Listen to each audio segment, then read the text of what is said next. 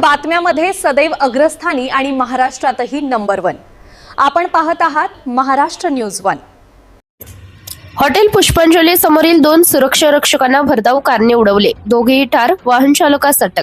नांदुरा रोडवरील हॉटेल पुष्पांजली व मारुती सुझुकी शोरूम समोर 2 सुरक्षा रक्षक बसले असताना नांदुराकडे जाणाऱ्या भरधाव कारने उडवले असता दोघेही ठार झाल्याची घटना दिनांक 15 मे 2026 रोजी रात्री 1:30 वाजताच्या सुमारास घडली।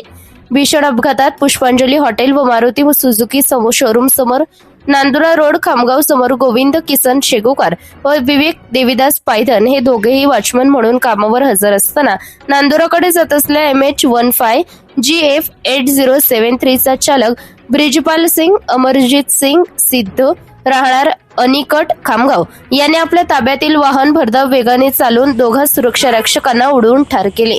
दरम्यान सदर वाहन चालक घटनास्थळावरून फरार झाला।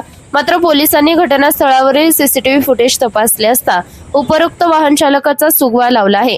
या प्रकरणी आरोपी वाहन चालक ब्रिजपाल सिंग सिद्धू याच्या विरुद्ध खामगाव शहर पोलीस कलम 6(1)125(1) ब 281 सह कलम 134 177 मोटर वाहन कायदा अन्वये गुन्हा दाखल करून आरोपीस अटक करण्यात आली असून पुढील तपास खामगाव पोलीस करीत आहेत।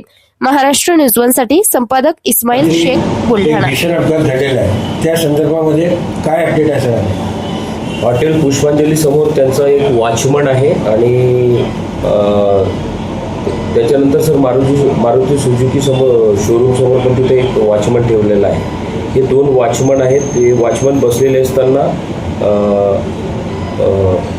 गोविंद किसन शेगोकर आहे, हे एक वॉचमन आहे, तर विवेक देवीदास पायधन हे दोघेही वॉचमन तिथं आपल्या दुकानासमोर आपली ड्युटी करीत असताना MH15 GF 8073च्या चालकाने त्याचे वाहन भरधाव वेगाने चालवून त्या दोघांना उडवून दिलं आणि त्याच्यात त्या दोघांचा दवाखान्यात नेत असताना मृत्यू झालेला आहे।